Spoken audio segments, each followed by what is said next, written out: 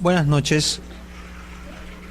Vamos a concluir nuestra charla sobre modificación de predios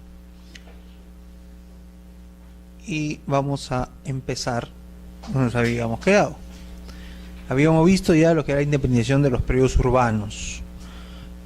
El concepto de predio urbano debe tenerse en cuenta que es aquel que está destinado justamente para vivienda de la persona, del ser humano, y por ello debe cumplir con determinadas características que administrativamente están detalladas o precisadas, y que cuente con determinados servicios. En ese caso, los servicios que debe contar mínimamente son los servicios de luz eléctrica, agua y desagüe, y también lo que viene a ser ahora el tendido para el consumo de gas, ¿no? Las tuberías de gas, y también se requiere ya como parte de la modernidad antenas o red de distribución para el servicio de telefonía inalámbrica, ¿no? O sea, son parte de las condiciones que requieren, ¿no? Puesto que recordemos pues que el ser humano quizás para algunos biólogos no constituye pues precisamente un ser mamífero, ¿no? Para unos biólogos no, el ser humano no es un mamífero, porque la característica de un mamífero es adaptarse al medio ambiente que se desarrolla. En cambio el ser humano hace todo lo contrario. El ser humano adapta el espacio exterior a su necesidad, lo modifica, ¿no? Entonces no se adapta a un medio ambiente, sino modifica el medio ambiente, ¿no? Entonces eso es lo que viene a ser pues un predio urbano, ¿no? Aquel predio que ha sido habilitado, modificado, adecuado para la vivienda de la persona y cumplirá pues con las características que se precise en determinadas áreas, ¿no? Por ejemplo, ¿no? Incluso se podría hablar de una característica, por ejemplo, de lo que es de área de terreno, por ejemplo, ¿no? Hay zonas aquí en Lima en la cual las municipalidades consideran que el área mínima o necesaria para que una persona, una familia pueda vivir, por ejemplo, son 1000 metros cuadrados, ¿no? Hay zonas en Lima que están establecidas así. En cambio hay otras, por ejemplo, donde basta con que existan 80 metros cuadrados. O sea, dependerá, ¿no?, de la decisión administrativa que se tome en ese momento. Al lado, pues, de estos predios urbanos, tenemos lo que se conoce como los predios rurales.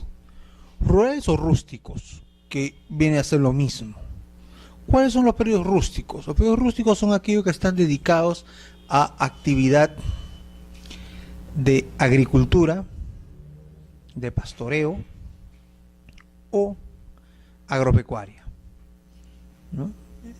Están sujetas más que nada a ese tipo de actividades, a un tipo de explotación económica determinada, ¿no? Así es como viene determinada la característica de lo que viene a ser un predio rural o un predio rústico, según la legislación vigente.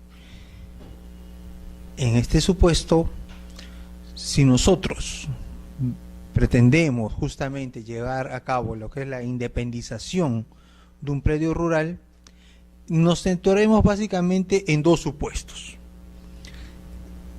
el que exista una zona catastrada o una zona no catastrada. ¿Qué es lo que significa en este caso zona catastrada? Un segundo, ¿no está activo? Ahí está, ahora sí. Disculpe, creí que estaba activado. Entonces estamos en lo que viene a ser zonas catastradas cuando nosotros entendemos de que esa extensión de terreno ha sido objeto de una medición, de una mensura por parte de una entidad encargada. En este caso, a partir de lo que fue la reforma agraria, se estableció lo que fue el Proyecto Especial de Titulación de Tierras y Catastro Rural, conocido como el PET. Este PET funcionó pues en la década de los años 70 a nivel nacional, haciendo pues un inventario de todos estos terrenos agrícolas con la finalidad de llevar a cabo este proceso de reforma de la actividad agraria. Entonces se requería pues conocer cuál era la extensión del terreno agrícola en el país, el tipo de actividades o de cultivos que podían realizarse en esos terrenos, cuáles eran las extensiones y también quiénes eran los titulares o los propietarios o posesionarios o usuarios o tenedores, como quiera que se les llame a las personas que estaban físicamente llevando a cabo algún tipo de actividad. Entonces el catastro rural surge en esa mecánica, dentro de ese procedimiento, ¿no?, de esos procesos de reforma agraria. Posteriormente ya el PET fue desactivado y pasó a ser simplemente una dependencia más del Ministerio de Agricultura, hasta finalmente hace pocos años queda ya totalmente inactivo y sus funciones han sido pues asumidas por COFOPRI, ¿no? O sea, ya el PET ya como instituto o como institución o entidad encargada pues justamente de la titulación de catastro rural ya no existe, ¿no? Ya ha dejado de tener existencia, pero la realidad se mantiene. Y por ello es que en este supuesto, cuando se trata pues de la independización de predios rurales, además de los requisitos generales que debe presentar toda independización, también se requiere en este caso de alguna información específica por la naturaleza del bien, que en este caso viene a ser un certificado de información registral, que viene a ser expedido en este caso en aplicación de este artículo 88 del Decreto Supremo 032/2008 Vivienda, que viene a ser pues similar a lo que puede considerarse los códigos y los códigos y planos catastrales previstos en el Decreto Supremo 00289 Justicia, ¿no? Viene a ser prácticamente lo similar. Lo que sucede es de que en este supuesto existió pues dentro de este documento que generaba el PET lo que se conocía como el Código y Plano Catastral, que era un plano básicamente en función de una aerofotografía en la cual en un punto delineado por una poligonal de color rojo se establecía cuál era la ubicación del predio rústico o rural, y en ese supuesto se detallaba cuál era su código de identificación dentro del registro o del inventario del catastro rural. Eso se mantiene y sigue siendo expedido, pero ya en este caso por los funcionarios del Ministerio de Vivienda, que han asumido ya la función de el PET a través de COFOPRI, ¿no? Entonces ellos son los que expiden este tipo de documento en función de esta norma, que viene a ser justamente la identificación catastral del bien dentro del catastro rural. Y en esta información, en este certificado, se va a tener que señalar pues cuál es el área que se va a independizar y cuál va a ser el área remanente, ¿no? Este es un requisito que deberá adjuntarse en cualquier acto que tenga como consecuencia el fraccionamiento de un predio rústico. Primero se tendrá pues que hacer la búsqueda respectiva para determinar si el bien está o no, o estuvo o no comprendido en el catastro. Si la búsqueda resulta positiva, habrá que adjuntar el certificado respectivo. Pero ¿qué sucede si el predio está ubicado en una zona no catastrada. Entonces lo que se adjuntará será justamente pues el certificado negativo y deberá presentarse la información a través de lo que es el plano perimétrico en coordenadas oficiales con su cuadro de datos técnicos. Obviamente el reglamento señala pues que debe ser presentado en coordenadas oficiales, es decir, aquellas que hayan sido aprobadas y que sean las que estén vigentes al momento. Recuerden que en nuestro país pues estamos con lo que viene a ser la ley de catastro, haciéndose todo un trabajo de lograr pues catastrar todo nuestro país, lo cual demanda de que existan distintos cambios y que esta información o este tipo de medición pueda cambiar, pueda variar. Pero esto tiene que estar acompañado de ¿qué? De un cuadro de datos técnicos. Este cuadro de datos técnicos lo que tiene como característica es desarrollar o precisar cuáles vienen a ser los puntos de los vértices de la poligonal del predio, ¿no? Vamos a hacer un pequeño gráfico.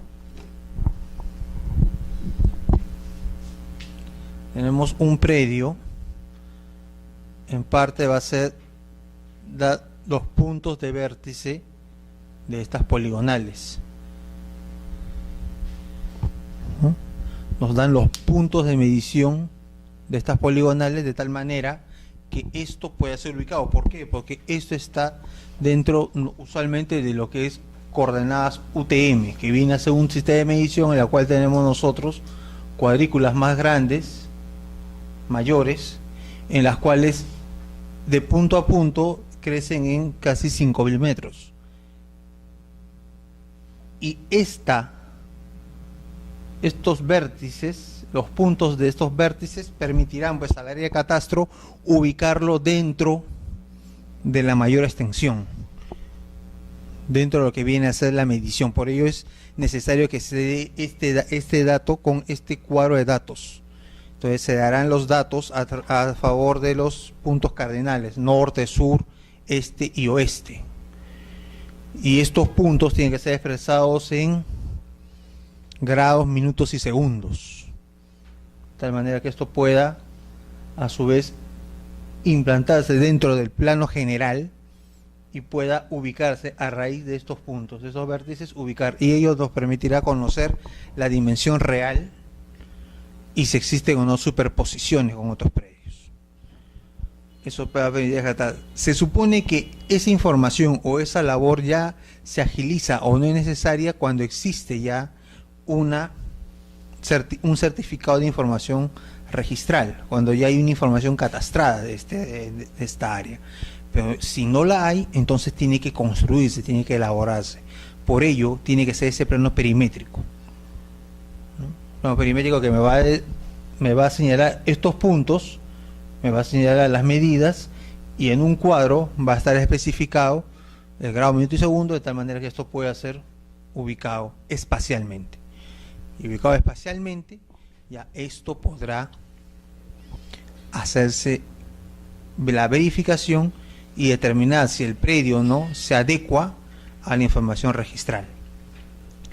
Un segundo, por favor.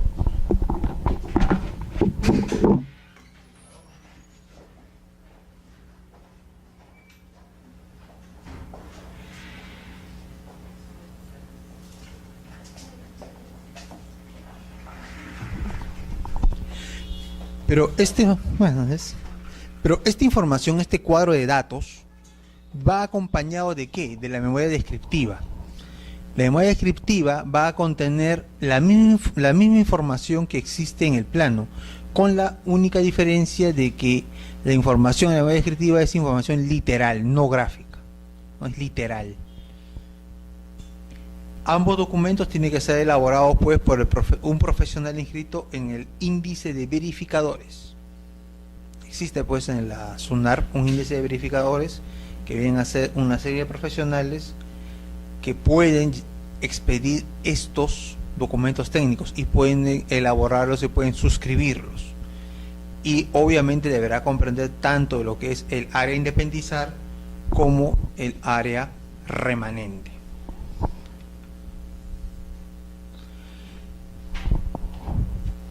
Podemos ir señalando, ¿no?, independización de predios rústicos o rurales también, pero aquí con una diferencia y sobre todo básicamente siguiendo la diferencia que ha marcado el propio reglamento. Hemos señalado que entre rústico y rural no hay en sí ninguna diferencia. En este caso, el reglamento ha preferido utilizar el término de predio rústico cuando se trate de una modificación de un predio rural, pero que está situado en una zona de expansión urbana. Esta situación no es extraña en nuestra realidad. Habíamos señalado en clase anterior que muchas veces cuando nosotros vemos la realidad de nuestra ciudad, muchas veces podemos conocer algunos sitios o zonas en los cuales pues son lugares o zonas totalmente urbanas, habitables, pero que dentro de lo que es la información de registro tienen la condición de terrenos rústicos, de predios rurales, porque aparecen inscritos como potreros, chacras, fundos, anexos, estancias, denominaciones pues que corresponden a predios rústicos y están inscritos con esa naturaleza, y en la cual los propietarios los propietarios solamente pueden acceder a través de la inscripción no de su terreno, sino de las acciones y derechos, de un derecho de copropiedad que ellos mismos tratan de regularizar y que ha sido una manera alternativa de asegurar, aunque sea en parte, su derecho sobre estos bienes, debido a que si uno se traslada y ve la realidad, allí vemos de que no hay en absoluto un predio rústico, sino todos son predios urbanos. Hay pistas, veredas, puede que haya parques, a veces no los hay, pero hay pues servicios de tendidos de luz eléctrica, agua y desagüe, comercio, o sea, no hay nada en absoluto que diga que eso es un predio rústico, salvo que sea así registralmente. Entonces, ante esa situación, se ha previsto que pueda darse la independización sin cambio de uso del predio rústico situado en zona de expansión urbana, que dentro de lo que nosotros personalmente consideramos viene a ser prácticamente una ficción, ¿no? Una ficción, nosotros sabemos que es aquello que trata de adecuarse a una realidad, pero que no llega a ser tal. No es que sea una mentira, sino simplemente trata de buscar o asentarse dentro de lo real, algo que no lo es. En este supuesto podríamos señalar que estas independencias sin cambio de uso de predios rústicos situados en zona urbana, en realidad se trata sí, simplemente de un predio urbano, pero solamente que no va a ser posible llevar a cabo alguna modificación porque no va a cumplir con los requisitos administrativos que establezca la ley o las ordenanzas municipales.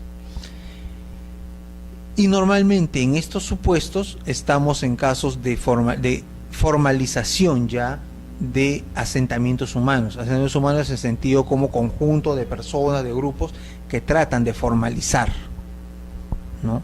Asociaciones de vivienda, cooperativas de vivienda, tratan de formalizarse y que de alguna manera el Estado tiene que darles algún acceso. En este supuesto ya esto ha venido siendo posible a través de esta figura, ¿no?, del independencia en cambio de uso de predio rústico situado en zona de expansión urbana, ¿no? Cuando ustedes ya han visto lo que es habilitaciones urbanas, ¿no? En una habilitación urbana, ¿qué viene a ser? Viene a ser el cambio de uso de un predio rústico a un predio urbano.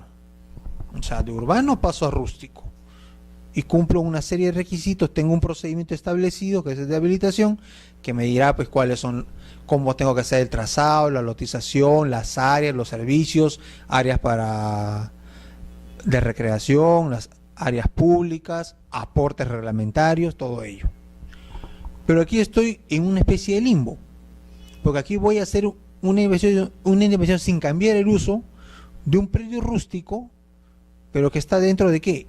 Dentro de la zona urbana, o sea, dentro de lo que es el plan regulador establecido por la municipalidad, una municipalidad provincial, en nuestro caso la Municipalidad Metropolitana de Lima, ¿no? O sea, estamos dentro de lo que es la zona urbana, pero vamos a hacer esta inversión sin cambiar el uso, ¿no? O sea, llegamos a esa pequeña ficción, y para ello, conforme ha establecido ya la Ley General de Habitación Urbana, se tendrá que aplicar o presentar el Formulario Único de Habilitación Urbana, el FU, y su anexo E, con indicación de la resolución que autoriza, en este caso, el fraccionamiento o la independización. Y también tendrá que presentarse el plano municipal de independización o parcelación, visado y sellado, con la descripción de la porción independizada y de la porción remanente. Esta es una característica que siempre se va a ver en toda independización. Es un inmueble respecto del cual nosotros vamos a extraer un área determinada. Vamos a tratar de un poquito, vamos a borrar para poder graficar un poco mejor. De toda independización, yo tengo un inmueble del cual yo voy a extraer una parte, esto se independiza, y este es el predio matriz con su modificación, ¿no? Modificado. Antes era un cuadrado, ahora tiene una forma distinta debido a que un área ha sido independizada. Entonces eso siempre va a ser algo característico y común en todo proceso en todo trámite de independización. Ahora bien, ¿cuál es el requisito especial que se solicita en este caso de independizaciones? Que se dejará constancia en la partida que se independiza la falta de inscripción del planeamiento integral, salvo que la misma sea inscrita en la partida matriz, se solicite conjuntamente. ¿Qué viene a ser el planeamiento integral? No sé si ustedes ya habrán visto ese tema cuando hicieron habilitaciones. ¿Han visto habilitaciones, creo ustedes, no? Pero vieron habilitaciones. Se habló de lo que es la habilitación urbana. Se mencionó, ya. Bueno. Ok. Claro. Lo que sucede es que el planeamiento integral viene a ser más que un acto administrativo, una política de gobierno. ¿Por qué política de gobierno? Porque ella lo que significa, lo que va a señalar es que si yo, por ejemplo, soy en este caso la municipalidad provincial, determina que ante el crecimiento de la población, ¿no?, se determina de que la ciudad ya ha quedado pequeña, por así decirlo, y nosotros necesitamos pues que tener una mayor cantidad de terrenos habilitados para que nuestros vecinos puedan vivir, ¿no?, pero en las condiciones óptimas. Entonces el Estado, ¿qué va a tener que hacer? El Estado, gobierno municipal, gobierno regional, gobierno central, tendrá pues que impulsar lo que viene a ser ¿cómo se llama? Tendrá que impulsar los programas de vivienda. Ahora, impulsar los programas de vivienda puede hacerlo directamente, ¿no?, financiamiento del Estado, o promover la inversión privada, nacional o extranjera. Pero para ello tendrá que determinar respecto de qué terrenos o qué zonas van a ser objeto de esta habilitación, ¿no? ¿Qué zonas, qué lugares, qué sitio puede ser adecuado para que se puedan surgir nuevas urbanizaciones? y quizá con proyección nuevos distritos. Pero yo tengo que dejar limitado dónde puede estar ubicado. Parte de ello es el planeamiento integral, es parte de la política. O sea, sobre esta zona es posible que de aquí a unos años haya habilitaciones o quede esto habilitado para vivienda o para otro tipo de actividad. Entonces, es por ello que no constituye en sí un acto administrativo en sentido estricto, más que nada es política de gobierno. O sea, como gobierno yo voy a planificar que mi ciudad crezca. En este caso, por ejemplo, voy a hacer que crezca más al norte. Las zonas de Caraballo, por ejemplo, donde hay ahora una gran cantidad de nuevos conjuntos y complejos habitacionales. En su momento ello también fue parte de un planeamiento integral. Quiere decir que en algún momento la ciudad dijo, por esa zona hay mucho terreno y se puede habilitar, hay vías, se puede hacer crecer lo que son pistas, servicios, es factible, comencemos a conversar, veamos la factibilidad de esto, entonces se va desarrollando. Entonces esa zona va quedando como marcada, por así decirlo, para una futura habilitación urbana. Pero no es que vaya a ser en este momento, sino de que es parte de la política, es mi proyección, es parte de lo que todo Estado tiene, se caracteriza, es de sus labores o sus funciones a mediano o largo plazo. No va a ser ahora, pero estoy viendo que la ciudad crece, entonces voy a tener que crecer más. En el caso de Lima no puedo crecer al este porque tengo el mar, salvo que comience a ganar pues terreno al mar, salvo que sea ello, o puedo crecer hacia el norte, hacia el sur, hacia el este. Entonces yo ya veré cómo voy a ir limitando y tengo que ir identificando zonas de amplia extensión donde la cual pueda llevarse a cabo más adelante habilitaciones urbanas y ya evidentemente el Estado como tal va a comenzar a ir disponiendo de qué, de algunas condicionamientos o ir empezando con un acondicionamiento. ¿Sabes qué? Esta zona está cerca, digamos, a lo que es las vías para el centro del país. Entonces sería bueno ir ya poniendo o viendo, por ejemplo, con el Ministerio de Transportes,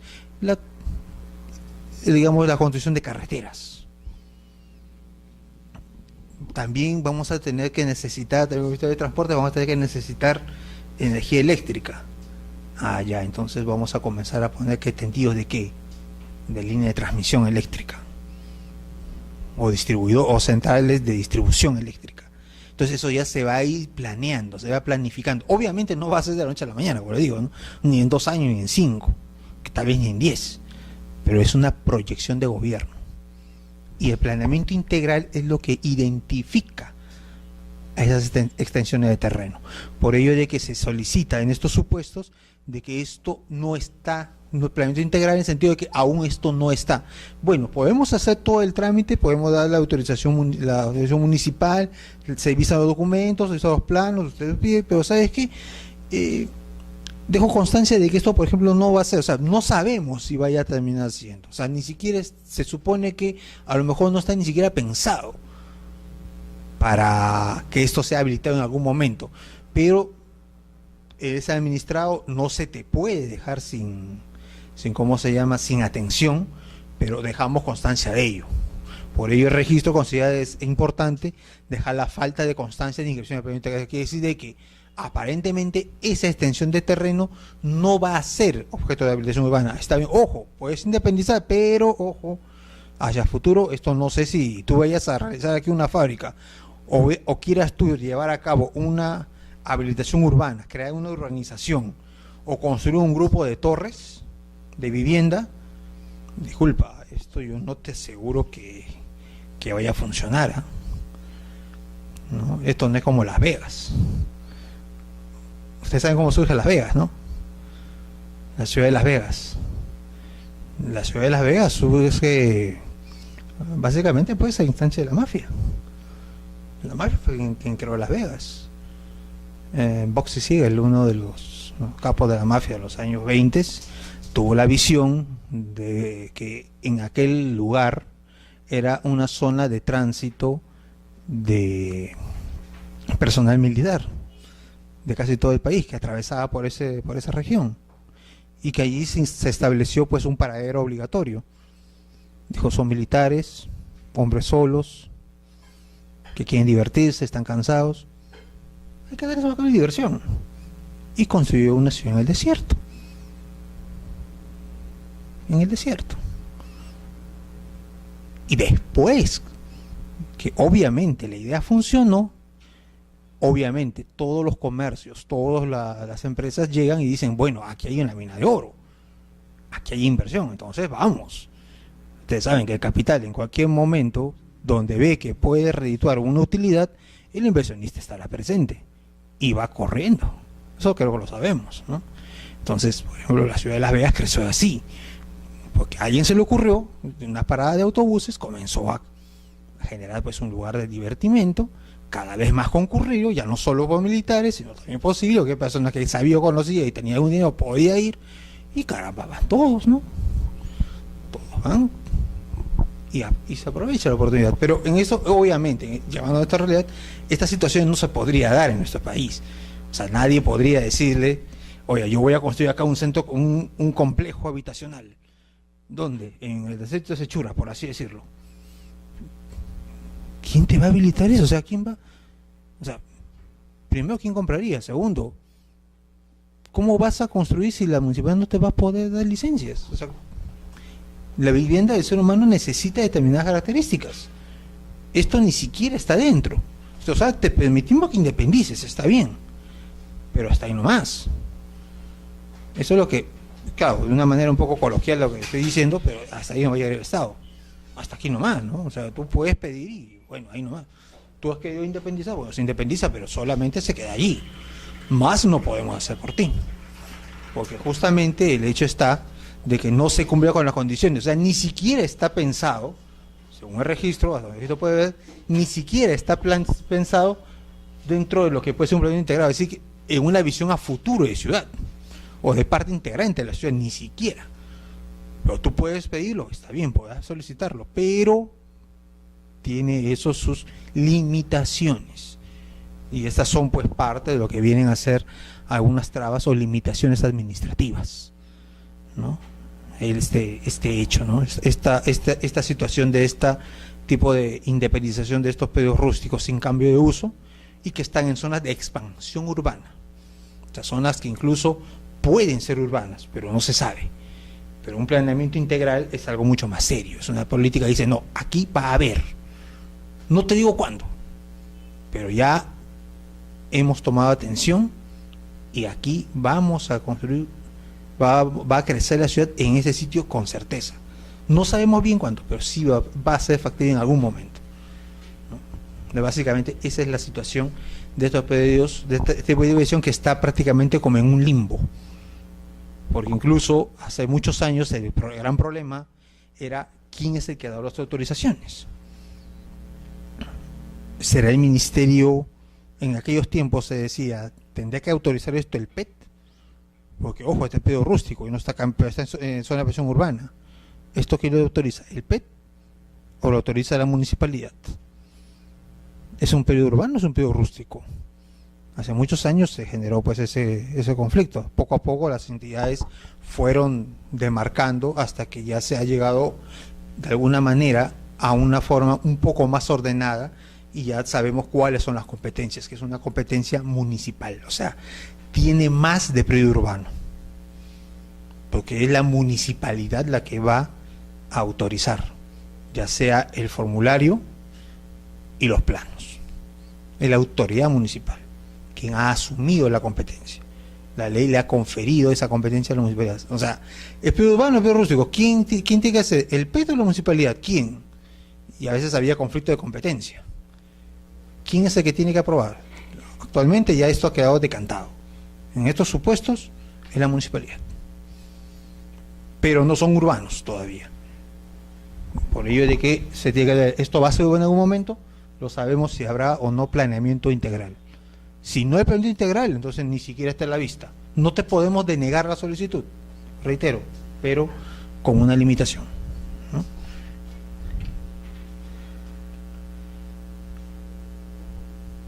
¿Cómo se va a verificar la inscripción en los casos de independizaciones? Como habíamos señalado y ustedes ya han visto en clases anteriores, el registro pues se organiza a través de una unidad que viene a ser el predio, ¿no? El predio entendido pues como una extensión determinada de la corteza terrestre respecto de la cual se ejercen derechos reales, dicho de una manera general, ¿no? Entonces, para que esto pueda ser objeto de inscripción, se tiene pues que abrir una partida registral por cada predio que se abra. Si tengo este inmueble inscrito en una partida, llamémosle la partida 100, este inmueble generará, pues, o se inscribirá en la partida, digamos, 1001, digamos, ¿no? Esa será su partida, en la cual se inscribirá, pues, el inmueble, su descripción física, su área, sus linderos y medidas perimétricas, y los derechos reales que correspondan inscribir sobre dicho inmueble, ¿no? Básicamente el derecho de propiedad y cualquier otro derecho que preexista sobre el mismo, que afecte el mismo. Y a su vez, esta partida número 100 sufrirá pues una modificación, debido a que hay una parte que se ha segregado, se ha fragmentado, se ha separado de su descripción original. Entonces, esta modificación que viene a ser el área remanente es la que también debe ser objeto de la publicidad de registro. Y cuando se generan estas partidas, siempre será necesario que esta partida número 1001 tenga como referencia o antecedente su partida matriz, que es la partida número 100. Siempre debe señalar. ¿Por qué? Porque ello nos va a dar en su momento el entroncamiento o el eslabonamiento de los predios, de dónde proviene cada inmueble, y ello nos permitirá determinar, dependiendo de las circunstancias, saber cuáles son las afectaciones que puede afectar ese bien, o incluso cuál es el dominio real que pudiera existir.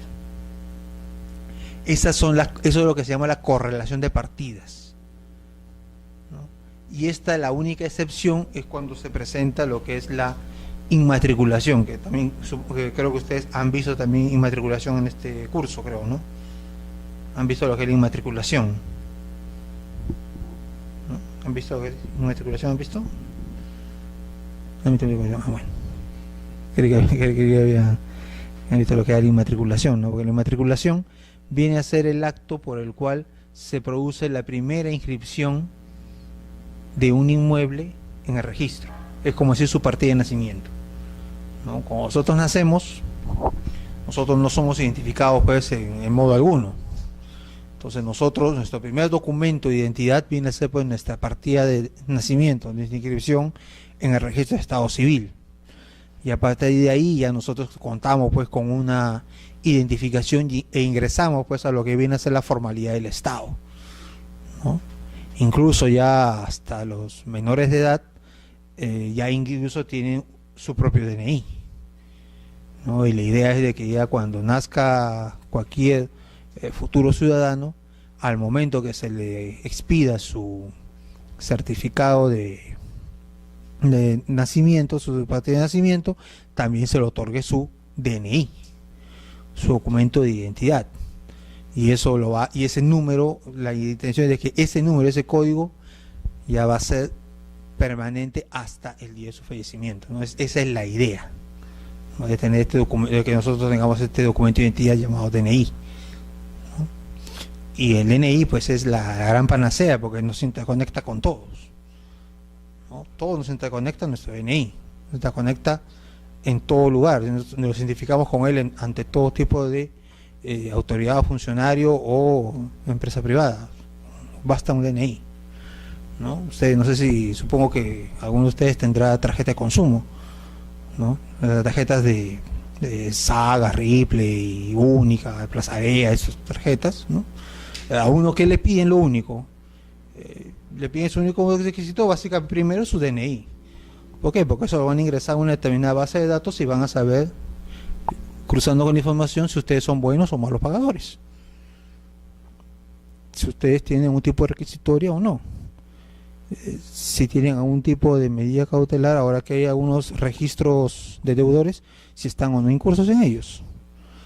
O sea, basta nuestro DNI para que sepan todo nuestro historial. Por ello es que en todas las encuestas que ha habido en esta ciudad, es gracioso porque siempre le dice, deme su DNI. No sé si se han dado cuenta de ese detalle. Cualquier encuesta que se ha realizado o que realiza el Instituto Nacional, el INEI, siempre nos piden el DNI. Es justamente por ubicarnos a todos. En algún momento, y un paréntesis, se habló de la constitucionalidad o no, de que eso debía o no debía pedirse. Me decían, yo no te puedo dar mi DNI. ¿Por qué? Al contrario, con eso me ubican en cualquier sitio. Con ese DNI lo ingresan a una base de datos y saben todo mi historial de cuentas, de deudas, de contratos que he celebrado, dónde trabajo, dónde vivo, en qué clínica me atiendo, a qué hospital voy, qué medicinas he comprado, todo, ¿no? Hasta incluso las mismas cadenas de farmacias les piden uno el DNI para descuentos, ¿vale? Entonces ya saben, incluso cuando uno va y dice, ya, farmacia tal, el señor con esto, ¿qué medicinas más compra? Ya, compra estas. Todo con nuestro DNI. Se sabe todo. Es así. Entonces, algo parecido es esto. Cuando ingresa un predio al registro, es al ingresar y generarse esta partida, se va a identificar el inmueble, se va a saber qué pasa con ese inmueble, quién es el dueño, cuál es su descripción gráfica, cuál es su área real, sus lineados de medidas perimétricas, qué gravámenes lo afectan, está sujeto o no a un tipo de limitación, restricción, qué sucede con ese inmueble, ¿no? Por ello que siempre se dice que cuando alguien desea adquirir un bien, lo primero que debe pedir es la partida registral. Primero para ubicar si el inmueble existe, si está registrado o no.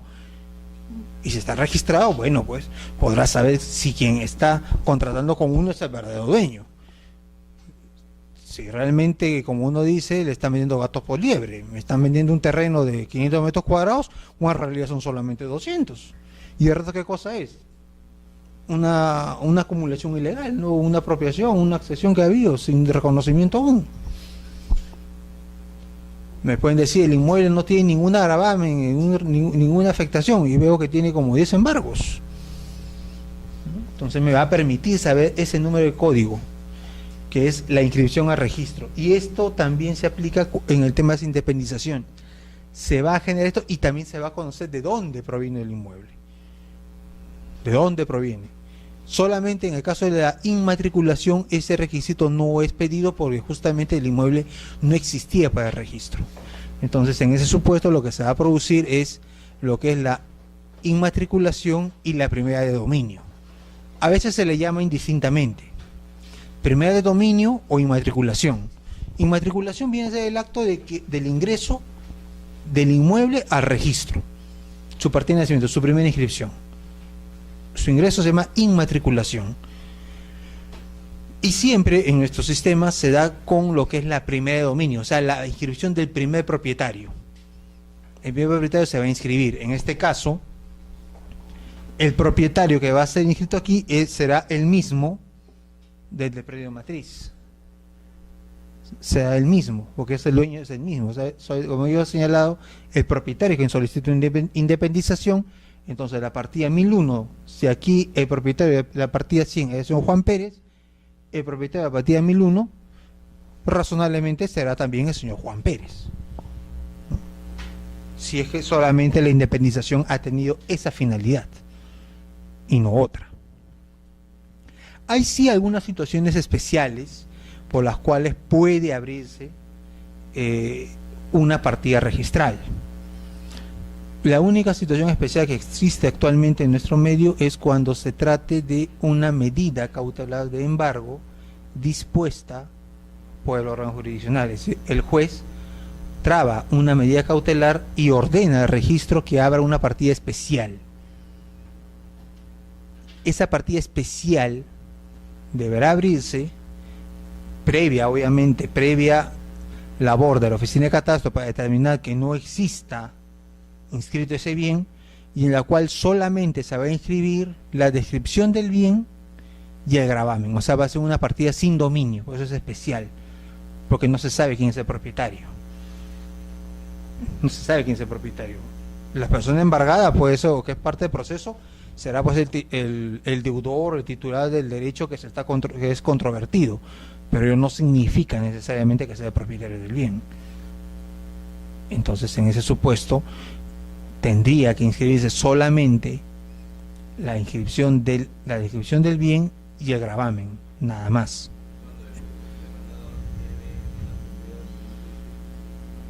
Bueno, se supone, usted lo ha dicho, posee, o sea, no se sabe. Es una situación especial, ¿no? Una situación especial. O sea, no se sabe si es el propietario. Yo no creo que ningún juez se atribuya a señalar que se ponga el demandado como propietario, porque ello también tendría efectos contraproducentes. Imagínense, un demandado que es propietario, digamos, alguien que ha sido denunciado por estafa, por no cumplir sus deudas, no honrar sus deudas. Imagínense, ese propietario de un terreno, ¿qué va a hacer al momento? Lo vende. Y si aparece como propietario, si se aparece en el registro como propietario, está legitimado como tal y lo vende.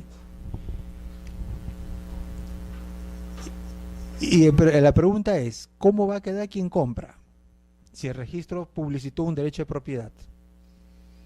¿Quién ordenó? El juez. ¿Quién va a ser responsable? El juez. Y el juez se le preguntará, ¿cuál fue el título de propiedad de ese demandado? No se sabe. Entonces no se puede, no podría, o sea, la lógica nos dice que eso no podría darse, ¿no? O sea, ningún juez pediría registro u ordenaría registro, no bajo sanción, bajo responsabilidad, o sea, poniéndole la pistola en el pecho del registrador a quien crea un dominio que no corresponde o que no le queda claro, que no existe. Entonces eso ello no es así, pero lo que sí la ley permite es que se pueda anotar en ese supuesto una medida cautelar con una descripción provisional del inmueble, obviamente sujeto que en algún momento eso puede inscribirse o pueda regularizarse, ¿no? Pero solamente como un efecto que también dentro de lo que estamos tocando, que es una medida cautelar, ¿no? Una medida provisional, porque toda medida cautelar es que la provisionalidad hoy día es necesaria, mañana puede que no, y si mañana es necesaria se cancela, no pasa nada, ¿no? Eso es otro tema, obviamente, ¿no? Ahora bien, en este caso solamente publicita, podría regularizarse, podría regularizarse, sí, es factible, no hay ningún problema, puede regularizarse, pero estamos sujetos a ¿qué? A como todo lo que es bueno, para inscribirse tendría que tener sus planos.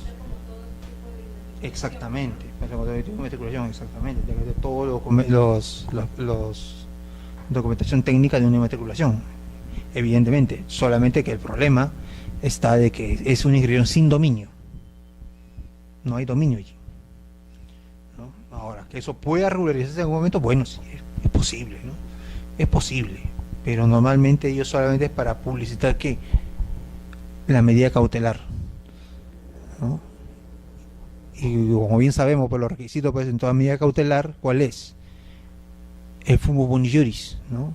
La apariencia del buen derecho y el periculum in mora, la demora en que puede generarse, el perjuicio por la demora que pueda generar en el proceso.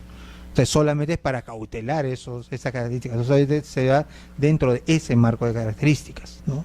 De la medida cautelar, o sea, no más. Porque ya lo otro sería, pues, ahora aparte, ¿no? Dentro de lo que es el proceso, si fuera una obligación de dar suma de dinero, el juez tiene que resolver en función de ello. Si va a declarar dominio, ¿qué sería? Extrapetita. Sería un acto extrapetita, y si ese extrapetita es nulo. Si usted quiere que se quede propietario, pues tendrá que hacer su propio proceso. Un proceso de declaración de propiedad, de autoramente escritura, qué sé yo. Tendría que ver ya cuál es el proceso por el cual podría inscribir el dominio. Pero acá no está cuestión de dominio, ¿eh? Por eso que tampoco el juez lo haría. Además de lo que hemos señalado, porque también sería que extra petita. O sea, de donde me dicen de que me están pidiendo un pago de soles, una obligación de la suma de dinero, y voy a crear propiedad en una medida cautelar. No entra, no está dentro de la estructura de la medida cautelar. No, de la teoría de la medida cautelar está fuera de la estructura. Pero bueno, estamos distrayendo un poquito. Este tema son interesantes, a veces un tema jala a otro y llama a otro, y realmente las normas o todo el derecho siempre está interconectado y es muy, muy interesante realmente, ¿no? Pero regresamos a nuestro tema. Y en este supuesto también, cuando ya se abren las nuevas partidas, se deben trasladar las fábricas a las partidas abiertas que correspondan, si es que las existen.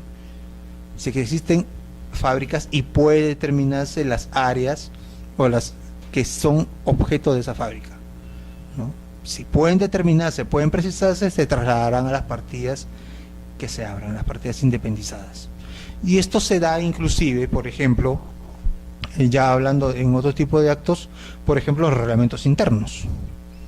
Cuando hay independización de reglamento interno, en algunos casos se puede o se suele pedir que se traslade también la descripción de lo construido, en algunos casos, sobre todo cuando se trata de estas viviendas de propiedad de régimen de copropiedad e independización, ¿no?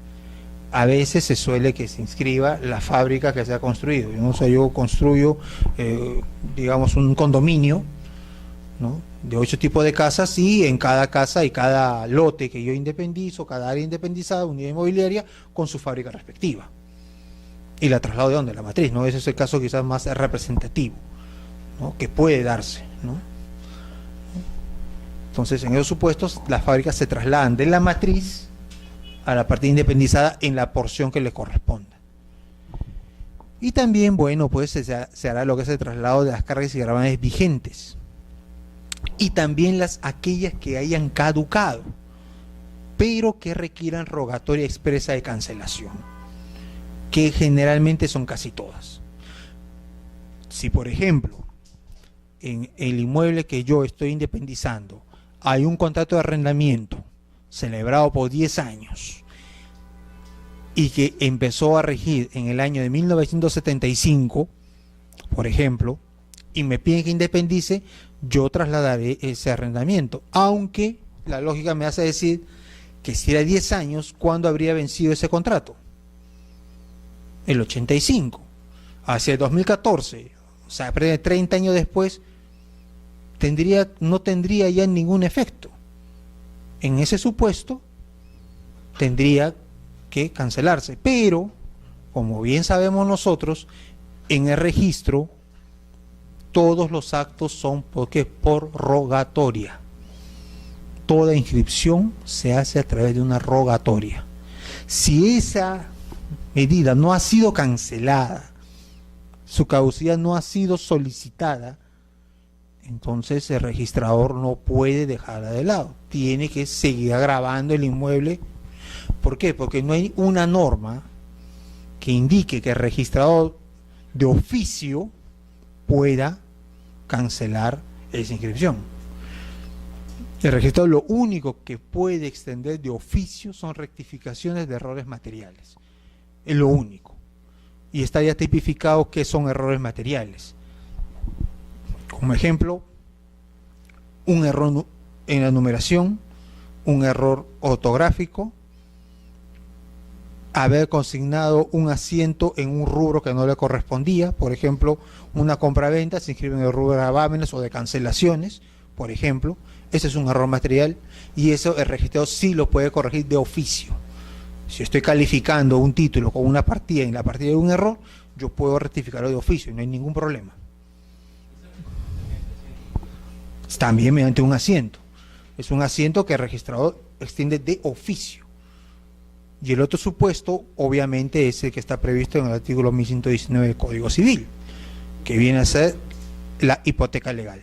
Sí. En el caso, había una partida matriz que salió 60 partidas independientes. En la partida matriz había como 10 embargos. En el transcurso del tiempo hemos levantado 9 embargos. Se ha levantado la partida matriz. De oficio vía rectificación que a las 60 partidas indemnizadas se traslada ese levantamiento? No, no se puede pedir de oficio. Tiene que pedirlas y que se levanten en cada una de esas partidas. Tiene que solicitarse una por una.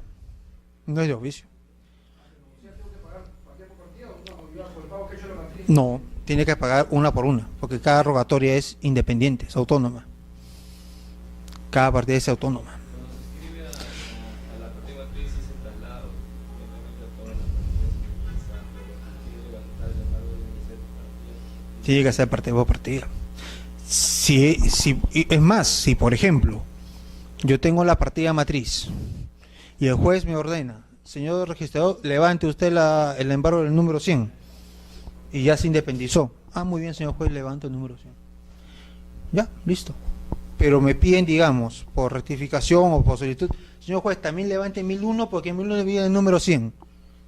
No. ¿Por qué? Porque el juez me ordenó el número 100. No me dijo en 1001. No me dijo en 1001. O sea, a mí me dijeron, a mí el juez me ordenó y la rogatoria, y eso ya está establecido por amplísima jurisprudencia del tribunal, de que en un mandato judicial la rogatoria es del juez y eso se viabiliza ¿dónde? En el oficio. Recuerden, artículo 148 Código Procesal Civil, el juez se comunica con otras entidades o funcionarios públicos a través de oficio. Entonces, esa lógica se ha tomado en el Tribunal Registral y ha señalado que la rogatoria de todo mandato judicial está contenida ¿dónde? En el oficio. La persona que lleva o que trae el parte, que lo presenta, es simplemente un gestor. Ustedes recordarán seguramente la figura del nuncio en el tema de representación. ¿Qué viene a ser un nuncio? El nuncio es la persona que traslada el mensaje.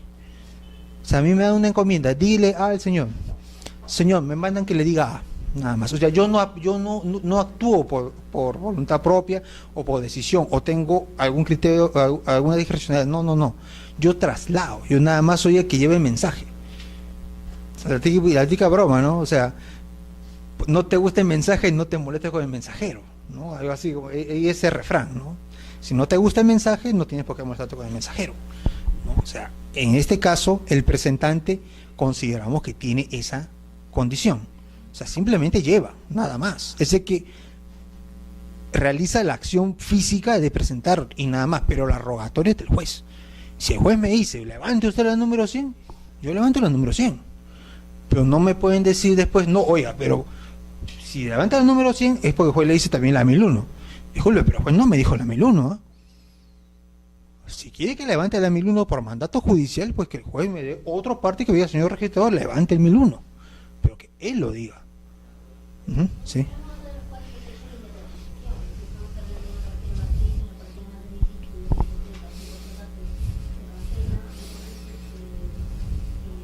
Se traslada.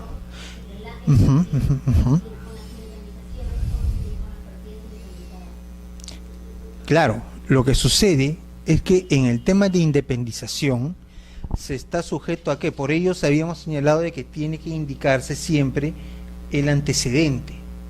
Indicando el antecedente uno ya puede conocer el origen.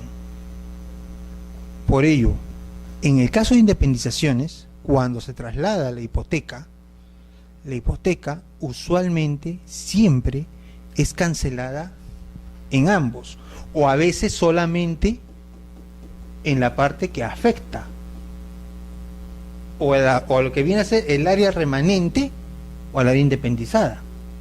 Eso ya depende de quién, de la voluntad de quién, del acreedor hipotecario, que es un supuesto distinto del acreedor hipotecario. En el caso de un mandato judicial ya será el juez quien tenga que señalar esta modificación o esta variación. Claro. A ver.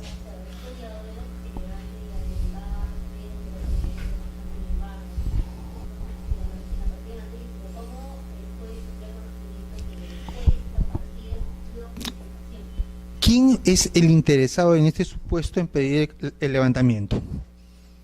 ¿Quién va, el juez de motu propio levanta una medida cautelar? No, esa solicitud de parte. Toda medida cautelar se levanta a pedido de parte, ¿no? Toda medida cautelar en la zona, digamos, más cerca a la calle o una zona mucho más comercial. Pero me lo acumulan con el que está al fondo. ¿Y al fondo qué está? El callejón Salsipó de 17 puñaladas. ¿Eso me va a dar valor a este inmueble o le va a bajar el valor? Me baja el valor. Me perjudica. O sea, yo tengo que dar mi conformidad. Si yo quiero que este inmueble que yo he hipotecado, que está afectado a mi favor, me conviene o no me conviene que se junte con otros y que le hagan perder el valor, o que no pueda ejecutarlo con la misma rapidez o facilidad. En eso se pone ese supuesto en la norma, ¿no? Ese es en el caso de la garantía hipotecaria. Ahora, si vamos a la medida cautelar, en la medida cautelar provisional, que es, finalmente también está en función de ¿qué? De que el juez ha hecho una apreciación del valor. O sea, este bien, esta habitación, esta área, es suficiente para garantizar el crédito del demandante. Y por eso lo afecto. Pero no puede venir nadie a modificar en mi mandato. ¿Por qué? Porque recuerden, artículo 4 de la Ley Orgánica del Poder Judicial, nadie puede abocarse a procesos pendientes. Y esto, mientras esté con un embargo, está pendiente. ¿Afecto a qué? Al proceso. Y no podemos modificarlo tampoco. No se puede modificar. Porque estamos variando el mandato del juez. Porque el juez dijo, aquí esta unidad de 100 metros cuadrados, esto es suficiente. Y esto está afecto para hacerle pago a este señor demandante. Y así quedó inscrito. Ahora eso se va a modificar. Muy bien, sigue el proceso, pero oigan, pero se ha juntado con otro bien que pueden tener otras prioridades. Y ojo, que no estamos hablando todavía de qué pesa más, una hipoteca o un embargo. Derechos reales o derecho de crédito, 2022. Ojo que ya esto podríamos incluso quedando ya hasta la medianoche con el 2022 en el tema de acumulaciones. No, ojo que no tocamos eso, no lo vamos a tocar tampoco, pero solamente planteamos el tema de la problemática que genera lo que es una acumulación, que pareciera un acto tan simple, todo, no, genera algunos problemas. Y por ello es de que en este supuesto, aunque claro, no ha sido, creemos, la divulgación más feliz que puede decir, dice un documento de autorización. ¿Qué puede ser un documento de autorización? Complicado. El juez se comunica a través del registrador ¿con qué? Con oficios. ¿Será suficiente un oficio? ¿Será necesaria una resolución? Es un poco complicado. Nos dice documento de autorización.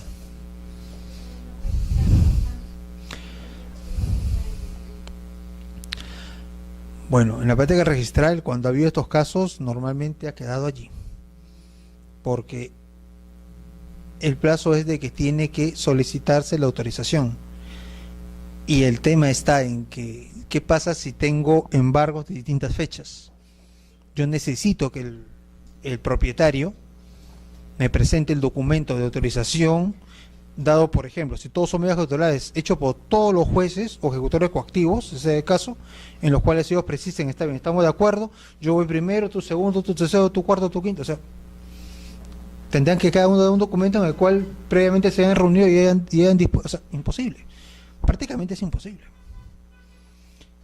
Por eso los gravámenes sobre las acumulaciones sobre bienes grabados son poco comunes, no se dan normalmente.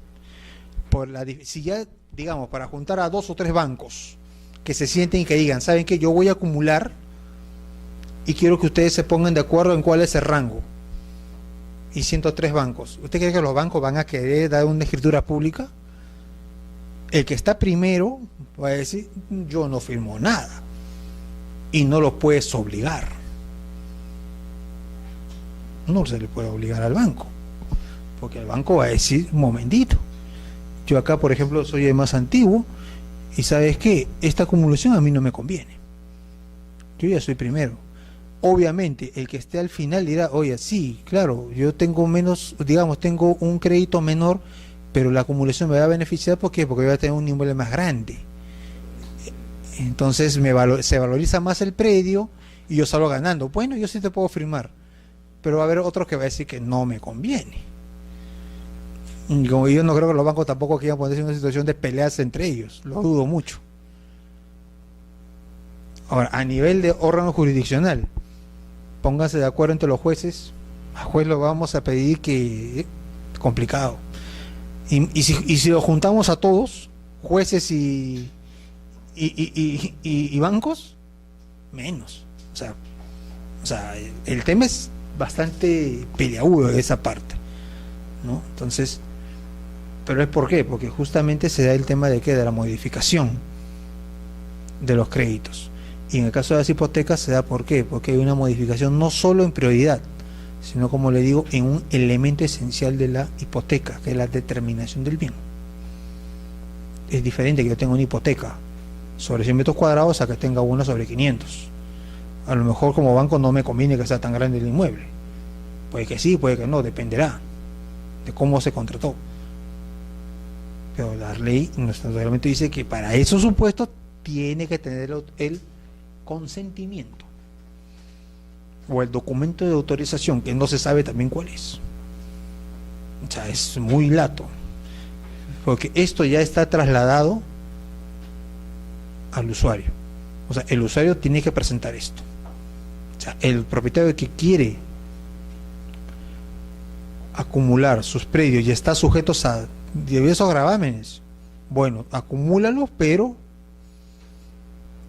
estos son los requisitos. ¿Qué es un documento de autorización?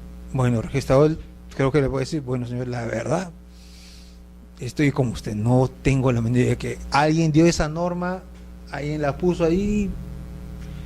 ¿Qué significa el documento de autorización? Bueno, es algo que habría que de contar, pero el hecho mismo de que se pida ya, digamos, que sea una resolución u oficio de juez, que se precise, que se consiga o se pueda establecer, sobre todo cuando hay, rangos y diferenciados, o hay variedad de rangos, entonces ello es simplemente imposible. Esto ya casi, si se trata de un predio con gravámenes, si se quiere acumular, prácticamente ya roza con lo que ya no va a poder ser, ¿no? Y solamente ya para concluir, solamente señalar un par de resoluciones del tribunal, en la cual solamente se señala de que en el caso de intervención de hipoteca que grava uno de los predios, la intervención de acreedor de hipoteca que grava uno de los predios, que ordena inscribir en la cautelar con determinación de apartillos de gravámenes no implica una nueva determinación, no se requiere, ¿no? O sea, no se requiere la autorización de el acreedor de la hipoteca o de la autorización del órgano jurisdiccional cuando la acumulación no implica una nueva determinación de rango. Quiere decir que los rangos ya están perfectamente determinados. Tengo una hipoteca de 2010 y tengo un embargo de 2012, entonces, ¿cuál tendrá preferente? La hipoteca que es de 2010 y después el embargo de 2012, ¿no? O sea, eso aparentemente ya no sería necesario, pero nosotros consideramos que siempre va a tener que contarse con la autorización. ¿Por qué? Porque si bien es cierto, y eso quise dejar de incidencia, el tema de la prioridad puede salvarse, lo que no puede salvarse es el tema de la especialidad de los bienes. Sobre todo en el caso de hipoteca, la especialidad de la hipoteca. La hipoteca fue trabada fue constituida sobre ese bien, no sobre todo, no sobre lo otro. O sea, eso tiene que consideramos que tiene que tenerse bien en cuenta. O sea, no puede modificarse la hipoteca. Aceptar eso es aceptar que se modifique la hipoteca, y eso no puede ser. Porque estamos yendo ya contra una institución propia del derecho civil, que es la hipoteca. La hipoteca se constituyó con determinadas formalidades, no le podemos cambiar, no podemos modificar el bien que es hipoteca, está modificándolo. Que vaya esa persona a tratar de rematar su inmueble modificado, pero no es la prioridad, está bien, no habrá la prioridad, pero eso no le importa al juez. El juez va a decir, oiga, usted tenía una hipoteca sobre un inmueble de 5.000 metros, de 100 metros cuadrados, ahora tiene 500, pero este es otro inmueble. Su contrato dice un inmueble y este es otro. No, señor, adecue su escritura a su esto, o modifique, yo no sé, pero esto no se adecua. Ese es el problema, ¿no? Ese es el problema. O sea, no se puede ver solo por el lado de la prioridad, tiene que ver también por el tema de los elementos de los actos, si se afectan o no los elementos. Y eso considero que se hace aun cuando no haya o se pueda salvar el tema de la prioridad. Y finalmente, otra última jurisprudencia que señala que procede a acumular hipotecas cuando tiene un solo acreedor y no se necesita autorización. Es decir, que yo acumulo estos 3 predios y tengo el mismo acreedor hipotecario. No importa la fecha porque el acreedor es el mismo, pero caemos en lo mismo, un momentito, pero la hipoteca no es una hipoteca, son 3 hipotecas y cada hipoteca es sobre un bien determinado y la suma de esto no es ese bien determinado. Entonces estamos yendo, como les digo, siempre tiene que verse desde esa perspectiva. Esto sí, nosotros sí, bueno, en este caso discrepamos con estas resoluciones en el sentido de que si bien es cierto el tema de prioridad puede salvarse, no se estaría salvando lo que son los elementos constitutivos de la hipoteca y que son los que tienen que tomarse en cuenta al momento de ejecución, porque si no va a poder ejecutar el acreedor, por más prioridad que tenga, el registro puede decir, para mí no hay ningún problema, sí, pero para el juez va a haber problema, porque no es el mismo bien. Ese es el problema. Ahora, y ya bien adelanto, tal vez estas mismas disposiciones debería verse en el caso de una independización. Tal vez sí, porque también estamos modificando el inmueble. Es modificación, por eso esto lo hemos presentado como modificación de predios. Yo tengo una hipoteca sobre un inmueble de 5.000 metros cuadrados que después se lotiza en 500 nuevas unidades y yo quiero ejecutar. ¿Me han modificado la hipoteca? Podría ser que sí. Se puede decir que sí. Por ello de que en algunas situaciones lo que se hace, ¿qué cosa es? La división de la hipoteca. La hipoteca se fracciona, el acreedor hipotecario interviene y fracciona la hipoteca por cada unidad inmobiliaria. A esta inmobiliaria le toca tanto, identifico. O sea, tú me divides el inmueble, pues está bien, mi torta, tú divides la torta en 100 partes. Muy bien, yo tengo una hipoteca, también mi hipoteca la divido en otras 100 partes y a cada torta le pongo su pequeña cubierta. ¿No? Esos casos se dan, por ejemplo. Bueno, señores, les agradezco mucho su paciencia, sobre todo haber pasado, y bueno, nos estamos viendo ya en otra oportunidad.